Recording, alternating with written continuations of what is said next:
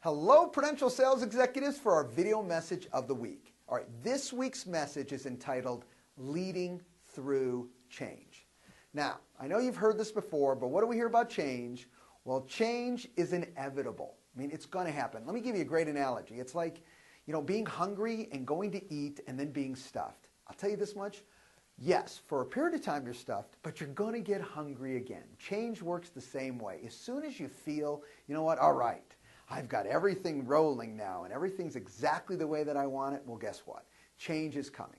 So we've got to be able to adapt very quickly. So I've got 3 tips for you today that I want to share with you that will help you stay ahead of this concept of change. All right, number 1, stay focused on your desired outcome, not on the specific change. It's so easy. We get so caught up and wrapped up in this concept of what's changing, why it changed, what was the catalyst to make it change.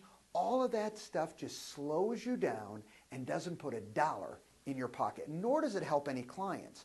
What that does is just drag you into the wrong direction. When you stay focused on your outcome, you really don't care why the change happened. You just know it changed. And guess what?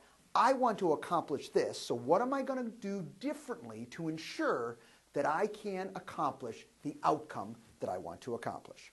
Number 2, make sure you stay diversified in your business approach. Okay, this is so important. There is never a good time to not be diversified. All right, so anytime you have all your eggs in one basket, that's not a good thing. We've all talked about it and heard about it, from the REO standpoint to short sales to whatever the case may be, is every time you put all your eggs in one basket, you increase your risk for loss. So the one thing you want to do is make sure you have a diversified business. You're not putting all your eggs in one place. You're saying, you know what, I do want to do that because I'm good at it. I am going to work short sales. Maybe I am going to do some bank-owned business, when it was available. I am going to work with some investors, and I am going to do some traditional business. Because guess what? As one of these adjusts, I'll be able to cut that away and have this other piece there because I was diversified to start with.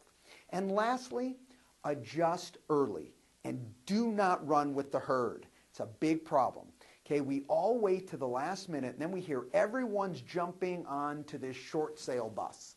And guess what? Now we start running with everybody else. You want to get there early. You want to make these decisions, sooner than anyone else makes it. Let me give you an example.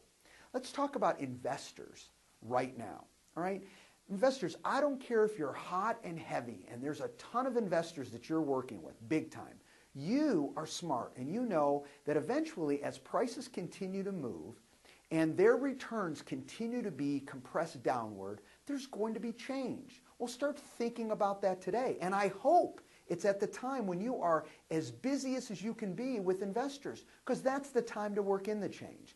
Ahead, while everyone else is doing the business saying, this is never going to go away, you're going to be ahead of the pack, and you're going to be setting that up today, diversifying yourself away, not stopping, diversifying yourself away. So as it adjusts, you've said, you know what, I've now am doing much more traditional business than I was focused on before, and it's great for my business. Have a great week, everybody.